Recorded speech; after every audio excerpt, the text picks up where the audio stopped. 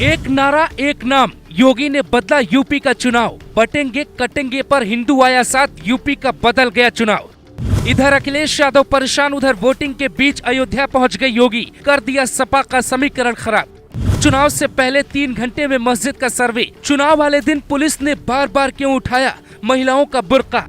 मुस्लिम महिलाओं ने बुर्के में बिगाड़ा अखिलेश का सारा खेल। मुस्लिम महिलाओं की चालाकी ही पड़ गई सपा पे भारी।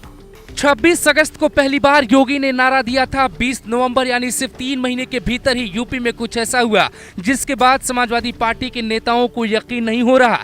जिन योगी को बीजेपी हटा रही थी, उन्हीं योगी ने यूपी के उपचुनाव में ऐसा दांव पलटा कि सियासी हवा ही बदल गई। बटेंगे तो कटेंगे का नारा दिया गया। नारे का असर दिखा कानपुर के सीसामऊ सीट पर। वहां बीजेपी के समर्थन में शुरुआत में वोटिंग नहीं हुई, लेकिन जैसे ही सुबह के 8 से 9 बजे वैसे ही सारा समीकरण बदलने लगा। बुरके में एक लाइन में मुस्लिम महिलाएं इस नारे के साथ खड़ी थी कि न बटेंगे न बटने देंगे, और वो सारा वोट एक पार्टी को दे रही थी। हर बूथ की यही कहानी थी। ये तस्वीरें देखकर सपा को लगा कि सब कुछ ठीक है और योगी को हरा देंगे, लेकिन असली खेल यहीं बदल गया। बुरके में लगी मुस्लिम महिलाओं की फोटो वीडियो कानपुर के सीसामऊ में वायरल होने लगी। देखते ही देखते हिंदुओं की लाइन में भी यही नारा चला, न बटेंगे न कटेंगे। इसका असर सिर्फ एक सीट पर नहीं दिखा, मुजफ्फरनगर की सीट पर भी साफ देखा गया। लेकिन सवाल यह है कि योगी अचानक अयोध्या क्यों पहुंच गए। अयोध्या में वोटिंग वाले दिन योगी ने ऐसा क्या ऐलान कर दिया कि उनका वीडियो हर नेता देख रहा है। योगी आदित्यनाथ किसी बूथ पर नहीं गए।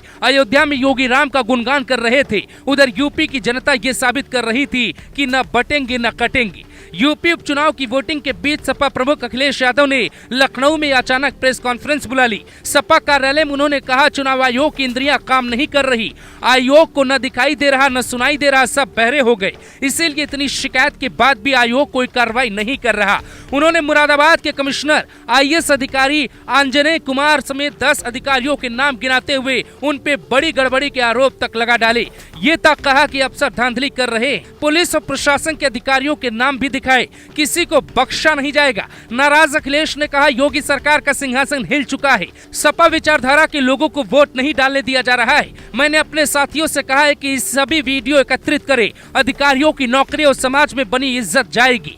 अखिलेश के तुरंत बाद बीजेपी प्रदेश अध्यक्ष भूपेंद्र चौधरी ने प्रेस कॉन्फ्रेंस बुलाई। उन्होंने अखिलेश पर निशाना साधा। आरोप उनकी हताशा को दिखा रहे हैं, ऐसा दावा करने लगे। सपा की हार तय है। बीजेपी का आरोप है कि सपा चुनाव को रक्त रंजित करने की कोशिश कर रही है। मैनपुरी के करहल में वोटिंग के 20 दलित युवती की हत्या कर दी गई। शव को बोरी में भर के फेंक दिया। गांव के युवक पे हत्या का आरोप लगा। पिता ने कहा, वोट देने से मना करने पे युवक ने बेटी को मार डाला। बीजेपी IT सेल के चीफ अमित मालवीय ने कहा कि लाल टोपी वाले गुंडों ने यह हाल किया है।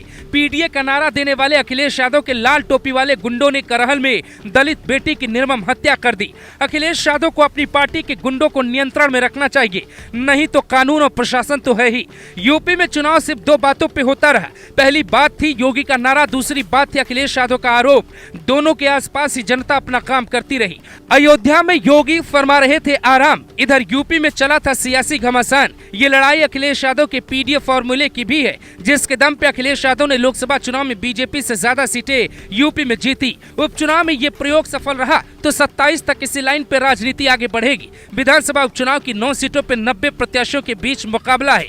सभी 9 सीटों पे बीजेपी SP BSP के 20 त्रिकोणीय मुकाबला माना जा रहा है, लेकिन सीधी टक्कर बाबा और बबुआ के बीच में ही मानी जा रही है। योगी आदित्यनाथ का नारा बटेंगे कि कटेंगे यूपी में हिट हुआ है या नहीं, ये चुनावी नतीजों के बाद साफ हो जाएगा। साथ में ये भी पता लग जाएगा कि अखिलेश यादव के PDA में दम है